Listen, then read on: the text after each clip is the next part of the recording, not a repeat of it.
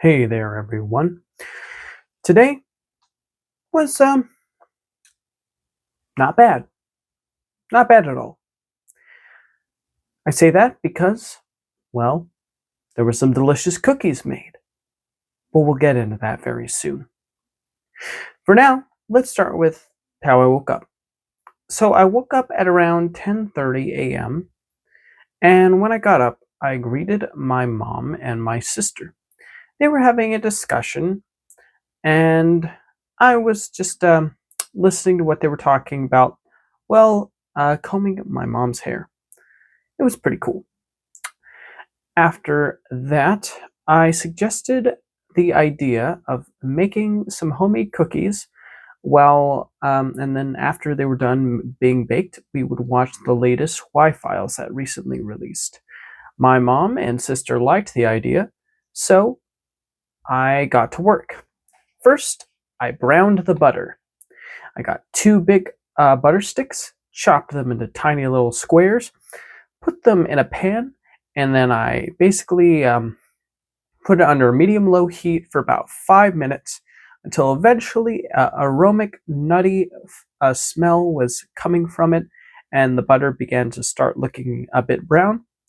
So I immediately turned off the heater as soon as the butter began looking brown and the smell of the nuttiness started to become evident.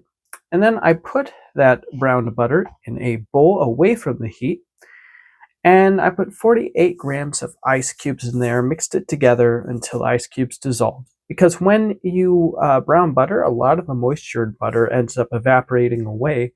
So to reclaim that moisture, you need to add some ice back, and that melts into water so it gets the moisture that it ended up losing. After that, I covered the hot brown butter with a covering, and then I put it in the freezer for half an hour. Reason being, in order to properly cream the sugar and the egg and the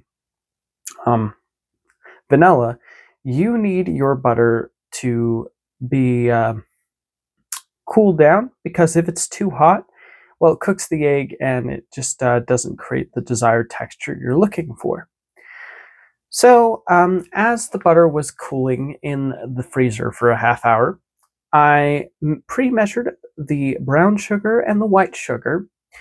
I put that in the mixer bowl for later, along with taking the mixer out and getting the proper attachment and everything, hooking it up.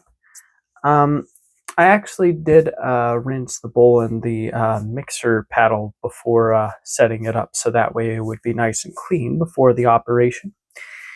And once the sugar was there, I immediately went to pre-measure the flour. I used regular flour and bread flour. Reason being, bread flour has more gluten in it, which means that it gives the cookie a bit of a chew that makes the texture more pleasant. So once those flours were measured, more regular flour than bread flours, like 200 grams of regular, 80 grams of bread, I put a teaspoon of baking soda and a teaspoon of salt in there. I mixed it up until it was well combined, and yeah, by then the timer for the cookie for the brown butter came off. So I grabbed it from the back freezer fridge. I went to the front, and before I officially started mixing, I removed the covering, checked to see if it was ready, and it mostly solidified at that point, and I knew it was good to go. So I put the butter in with the sugar, and I turned the mixer on until the brown butter and the sugar was well incorporated. And then I remembered something. Oh, in order to give it an even better depth of flavor, it would be a good idea to take 2 tablespoons of coffee beans, grind them until they're well grounded, and then mix them with the regular flour so it gives a nice, coffee notes to the cookie. So I did that. I mixed them together, and it was ready to go.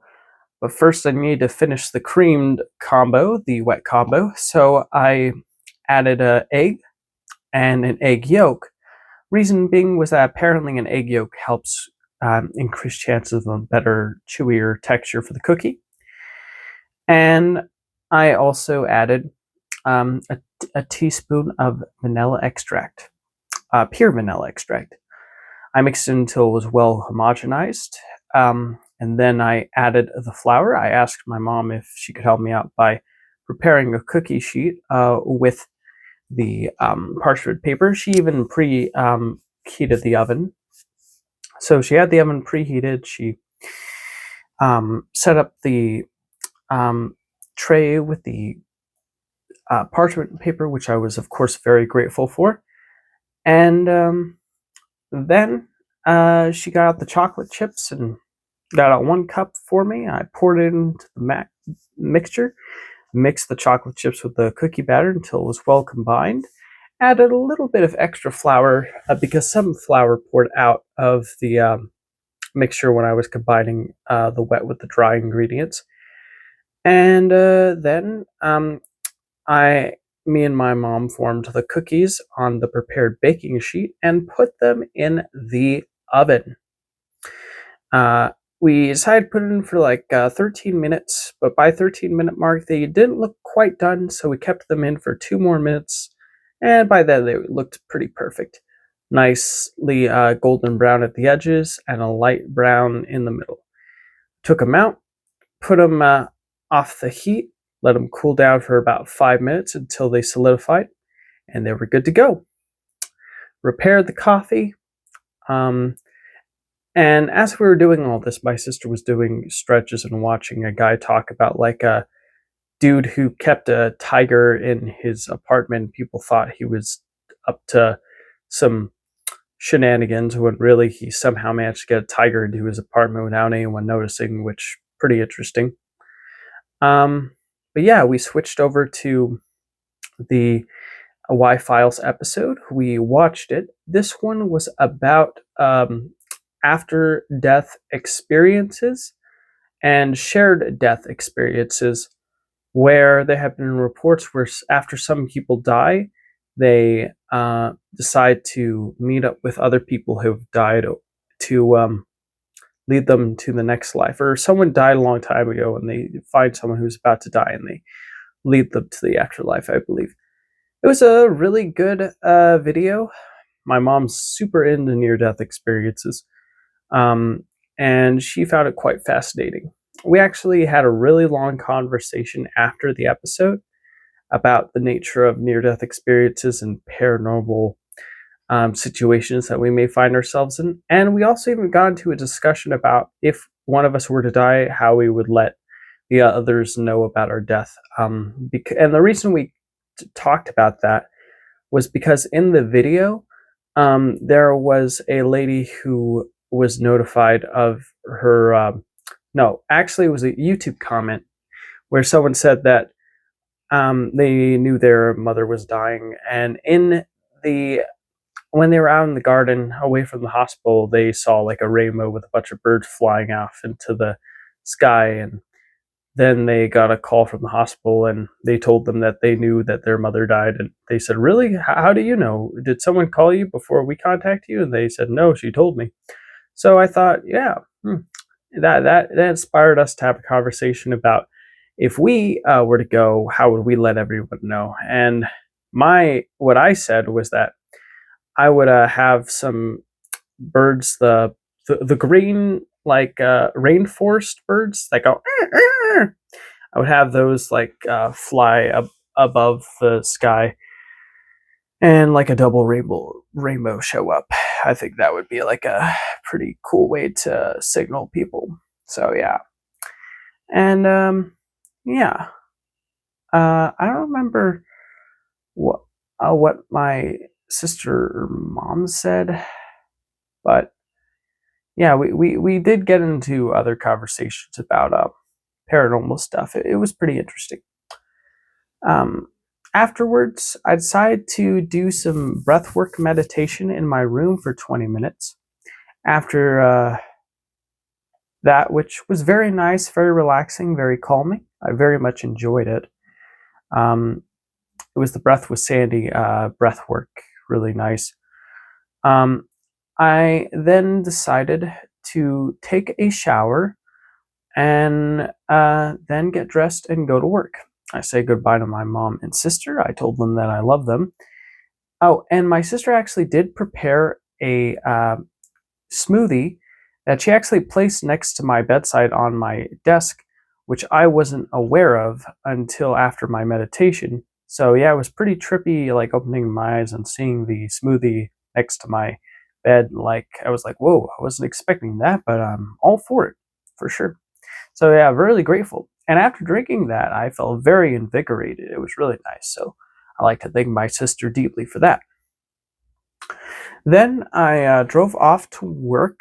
As I was driving, I was listening to the music from Little Big Planet, the garden theme. It's like one of the first themes in the game, and I really, really like the sound of it. Like it's got a really like big, bombastic, um, ethereal, otherworldly, um, hopeful, and joyful sound that I just absolutely treasure. Like I really like that music. It's really good.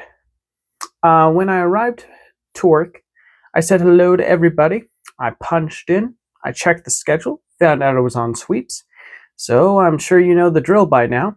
Sweeped the produce, sweeped the break room, sweeped the store floor, checked restrooms to see if they had everything they needed.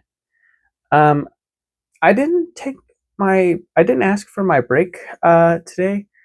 I don't know. I just was so into like my work, and I was actually just like as I was sweeping, I was just lost in my own thoughts that I just kind of ignored the fact of going to my first break. So it wasn't something I ended up doing, but I did eventually punch out for lunch, and because yesterday I got that sandwich chip and A&W zero sugar combo, I once again had it today.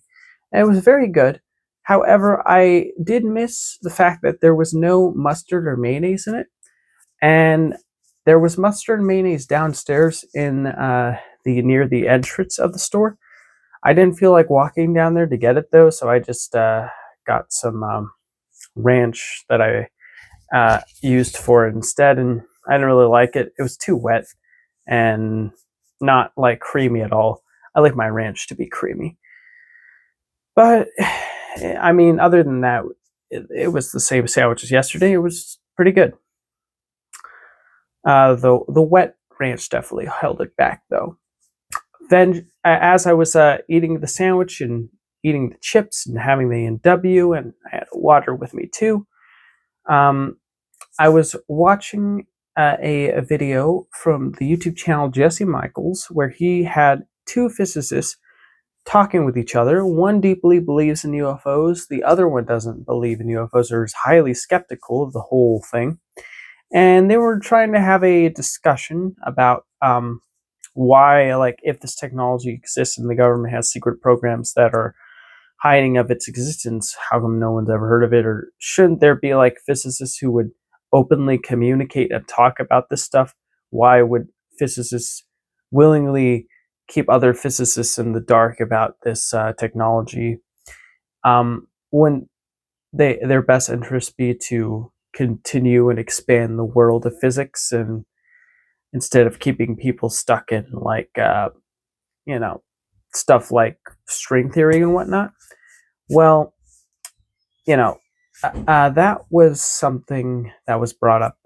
But the uh, the guy, the other guy who believes in the phenomena, did say he believes information has been compartmentalized. So some people know more details, but they're disconnected from the people who don't know those details.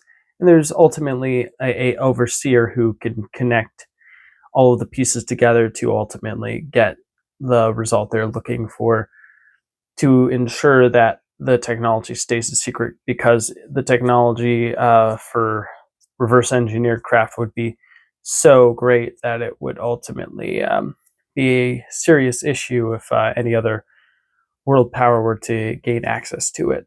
So yeah, it was a really interesting conversation that I found really engaging. After the video, which I was watching at 3x speed on my 30-minute break, but I was only able to do 20 minutes before I actually stopped. I said hello to a coworker. They told me about the new Harry Potter HBO show. They dropped a trailer. So I decided to check out the trailer. Looks like it'll be a good show. I mean, since it's a series and not a movie, they'll be able to really make a more book accurate interpretation of this story, which should be interesting. So looking forward to that. I'll definitely check it out this Christmas. Hope it's good. If it's not, then that'd be a shame. But yeah, we'll see if it's if it's a decent show. All right. Well, anywho, after that discussion, I went downstairs, punched back in at 6:30, 3, and then for the first half hour, I just continued my sweeps as usual. After punching in that sweep, I then decided it was time to get closing duties done. Started with the trash, took out the front end trashes, including the two big trashes outside, all of the check stand trashes, the office trash. And when it comes to the bathroom trashes, unless they're like completely full, I just crush what's in there all the way to the bottom, because I think it'd be a waste of resources to like take out trash when you could always use more of that space and you maximize the amount of a bag you have without spending too much money on it. Be economical and wise with your resources. So yeah, they were still fine. I just crushed them a bit and continued. Took out the upstairs break room trash. Took out any of the bathroom trash. The men's bathroom trash was pretty full, so I took that out. Ladies wasn't so much, so I just crushed what was already in there until it was all the way down. Then I went downstairs. I put everything on the U-boat. Went up. There was the janitor trash. I took that. I tied it up, put it away, and refilled that. Brought it into the back. Oh, and I almost forgot to mention, one of the outdoor trashes in the front did have a leak that splashed my shoe. So I decided to put that in another double bag. So it was quadruple bagged. So yeah.